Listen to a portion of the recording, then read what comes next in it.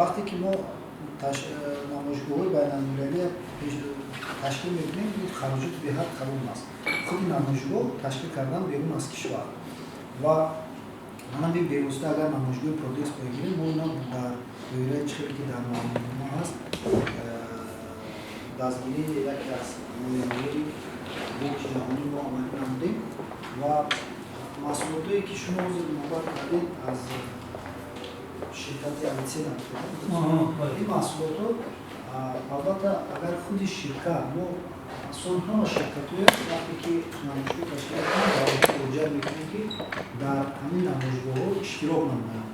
و حتی حاضر از روی استراتژی ما چون که بسیار سوریک‌داران متاسفانه از حساب خود خراجات کردن نمی‌خواهند حتی در داخل کشور وقتی که ما نمایشگاه می‌کنیم باز دیگر ما بعض وقت با مشکلی دچار می‌شویم که چون که وظیفه ما مقصد اساسی ما این معرفی نوع محصولات وطنی هست چی در داخل و چی بیرون از کشور این وظیفه ما است ولی ما بعض وقت با همین مشکلی دچار می‌شویم که خود شرکت‌های ما ماهیت شاید همین اشتراک در نمایشگاه همین رو پورا و همه‌طرفه درک نمی‌نمایند و از حساب خود من نمی‌خواهم که الان مبلغ خراجات کنم چون که پورا تکیه می‌کنم به اون که نمایشگاه به پول تشکیل کرده شود مهمانخانه من به پول شود خراجات روی من به پول شود البته این نقطه نظر از نقطه نظر رشد بیزنس البته درست است و خصوصا باورم است که در تمام چند سال یا دو سال اخیر ما البته دیده شدیم شرکت‌های وطنی که آنها امیده هستند که حتی پورا از حساب خود اشتراک نمایند این هم یک روند خوب است چون که ما فکر می‌کنیم که این نشانه اون است که خود فرهنگ پیشبرد تجارت بیزنس می‌ماند در تاجیکستان تشکل یافته است و آن نقطه نظر که پورا همه وقت از حساب دیگران شود این منفعت آور نیست برای چی برای مثال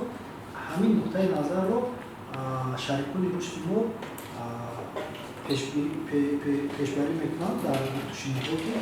شرکتی که از حساب خود من نمیخواهد خراجات کند این شرکت موفق نمیشود و اونها از اون خواهش میکنند که چنین شرکت رو برای صادرات دستگیری نکنید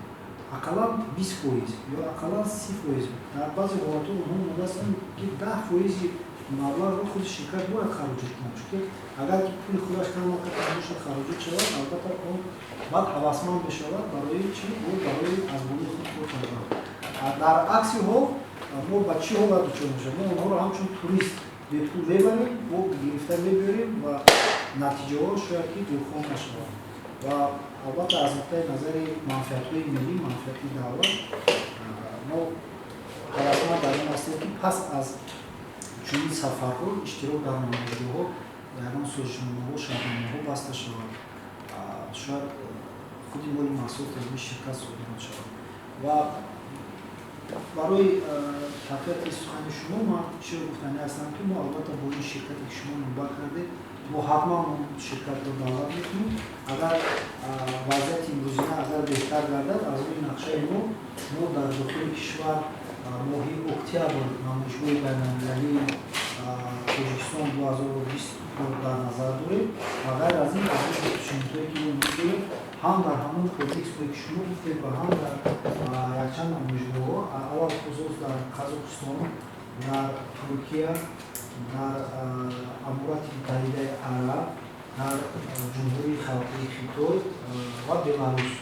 از روی نقشه ما وارد کرده است که در همین نمایشگاه‌های بین‌المللی که در همین کشورها دایر می‌گردد